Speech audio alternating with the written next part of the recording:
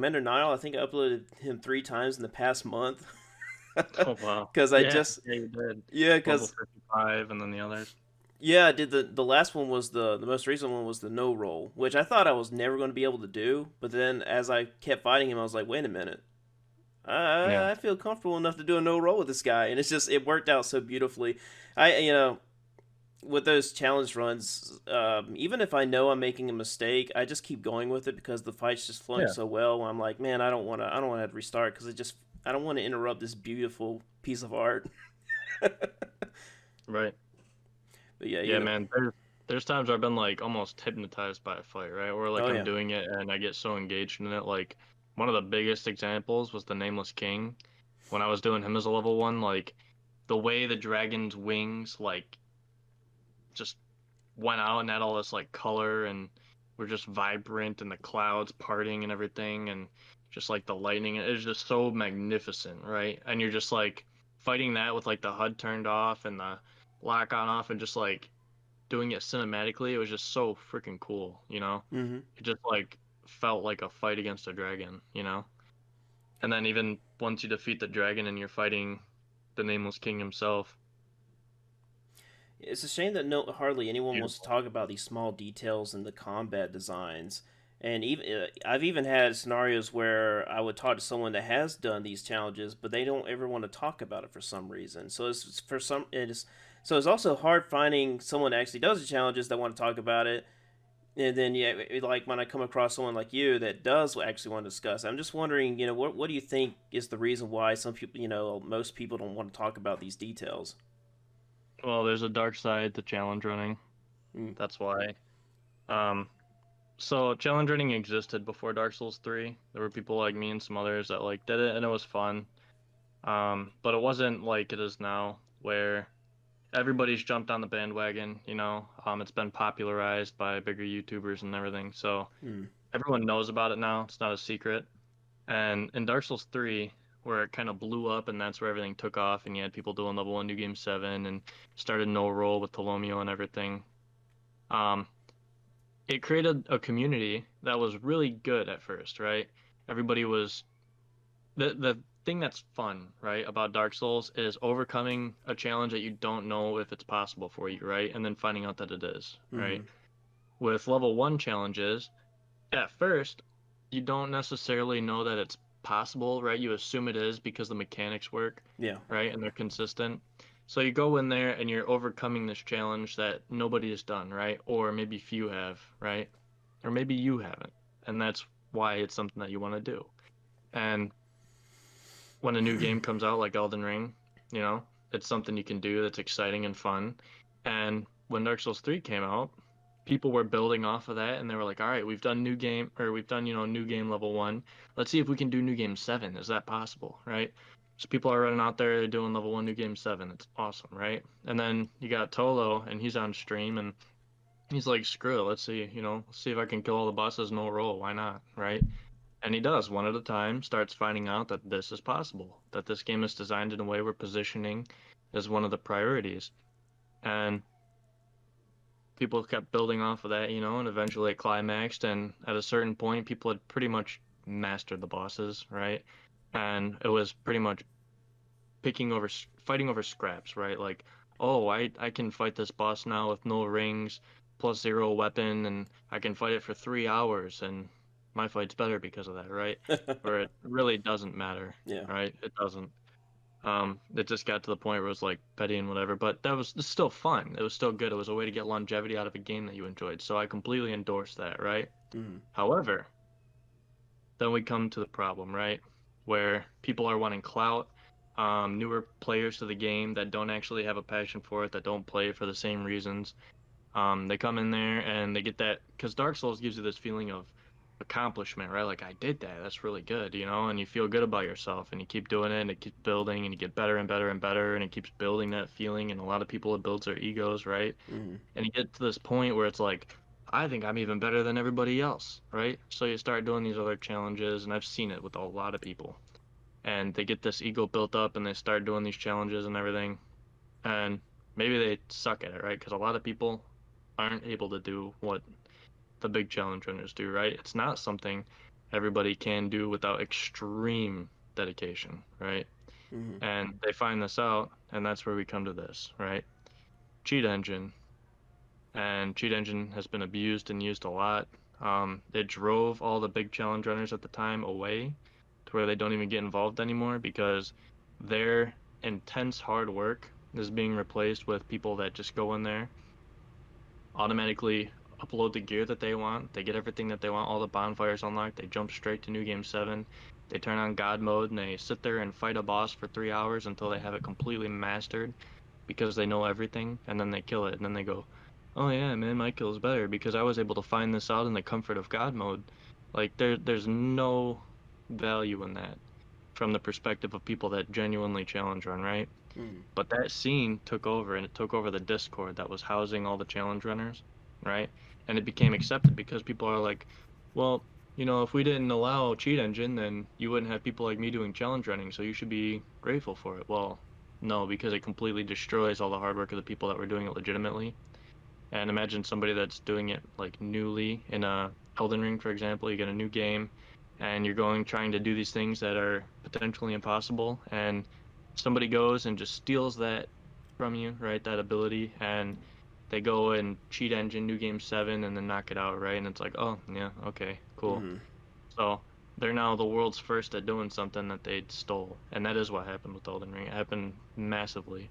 And it's been happening before that, and that's why challenge running just kind of died. That and Sekiro, but that's a different thing. Because in Sekiro, you weren't able to sprint without rolling. It automatically gave you iframes every time you dashed. So that was a whole different thing. But between that and the cheat engine community and just the general toxicity, it drove real challenge runners out of the scene. The remnants of them, they're lingering. They still kind of play here and there, but most of them don't. And I don't blame them, to be honest. It's just like the satisfaction's gone.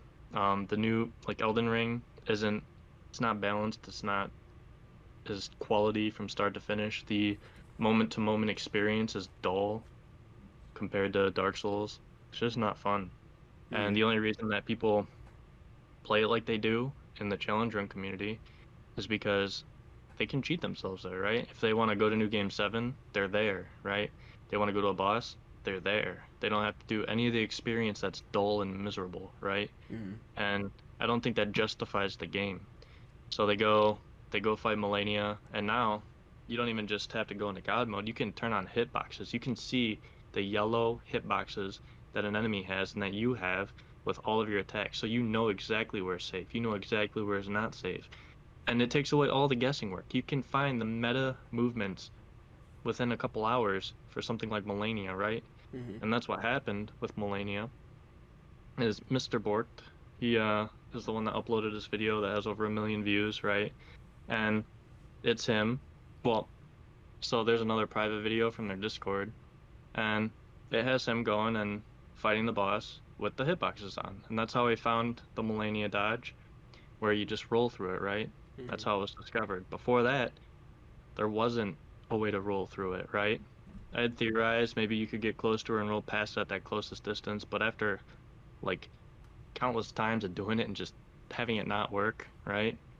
I was like, it's not worth it. I got to move on, do something else, right? Yeah. Because I'm not going to waste that much time, especially streaming, fighting a boss and just testing something that doesn't seem to work, that clearly isn't balanced, right? But with the help of hitboxes and God mode, is able to deduce how to do it because, the answer's right there in your face. And yeah, uploaded it. And what that did is it told the entire world that that move is acceptable and that you can dodge it. And here's how to do it. So then you get these people watching this YouTube video. They learn how to dodge Millennia's waterfowl dance. And in the eyes of the public and in the eyes of From Software, that move is valid, right? Mm-hmm. Because the whole world knows how to do it. It wasn't that tricky. The whole world figured it out. No, nobody figured it out. Not a single goddamn person did. They used Cheat Engine and unveiled it to the world. When one person makes a discovery like that and the world catches on, nobody has to go through the challenge of actually discovering that thing, right? Who would have sat there and fought Melania and put themselves up against that and learned how to do that naturally? Who would have done it? Somebody who had already put a ton of time in, had already beaten Melania, and was really into the boss and really liked her, which is Mm-hmm. possible, and it would have happened eventually, but it happened way, way sooner. And what that does is it strips the challenge run community of that incentive, right? Mm-hmm. Because what's the incentive of me going through New Game 7 when they're just going to beat me to it using Cheat Engine and unveil everything? And then anything I do, no matter how original it is, it's just going to be, oh, well, you copied this strat, or oh, it's kind of like this, but you didn't do this, or you didn't do that. And it just, like, what's the point, right? I do it for my own enjoyment, so I do it anyways. I still do my level 1 New Game 7 kills and stuff, but it takes away that, like, drive, that desire to, like, do it as, like, a new experience. It's really exciting when you do it that way, you know?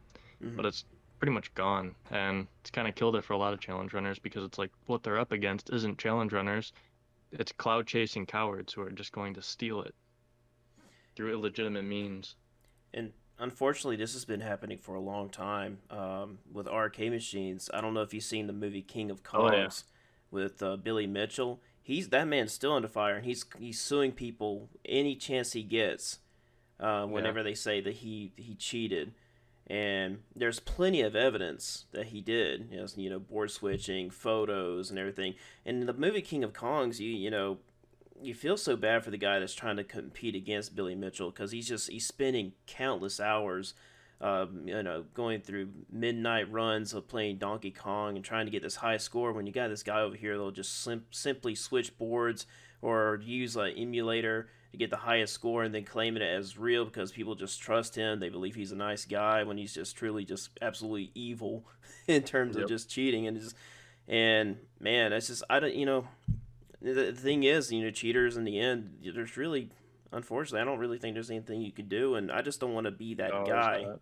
I don't want to be that guy that's spending countless hours trying to make something work when I'm outmatched when it comes to cheaters, and so Yep. usually when I'm faced against a challenge and it's just taking too long and I'm just not into it, then I'm like, you know what, I'd rather just do something else, and I don't feel bad about it, and Yeah.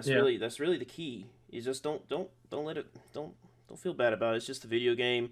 There are better things you could be doing, other better things you could be discovering. Um, Exactly.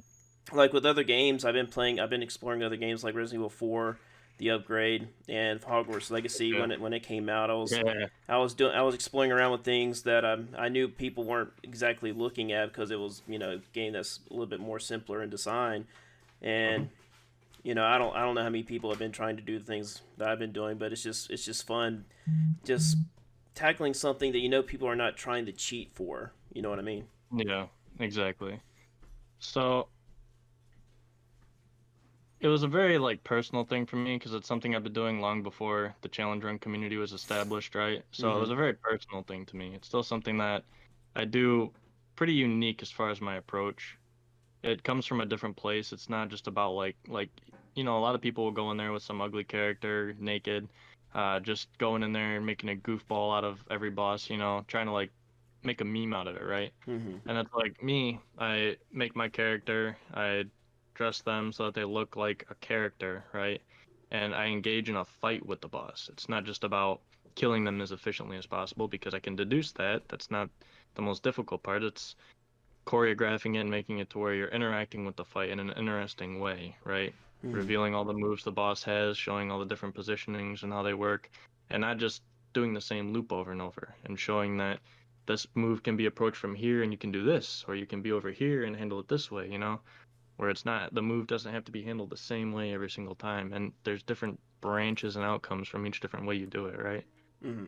So stuff like that's important to me, and with all this that's going on with like the cheating and stuff, yeah, it kind of sucked. But between that and then just like the overall design approach for Elden Ring and everything else it did, it really destroyed like games for me for a little bit where I was down about it. Mm-hmm. But now, after having a nice break from it and coming back and playing like some just simple chill games, I'm able to enjoy them again, because it killed that for me. It killed challenge running. It killed something that was very personal to me, completely threw in the trash as far as I'm concerned. I just do what I do for fun now. If I fight a boss and challenge myself with it, it's because I enjoy it, right? Yeah.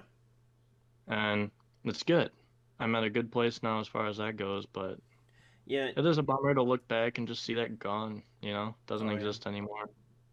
It's been handed over to people that will never appreciate it. Thank you for listening to this podcast clip. If you want to watch more of the podcast, the full podcast is in the link in the description, along with my guest's channel name. And if you would like to guest in a future podcast, please contact me and we shall talk so we can discuss many, many topics, more to come. Other than that, have a glorious day.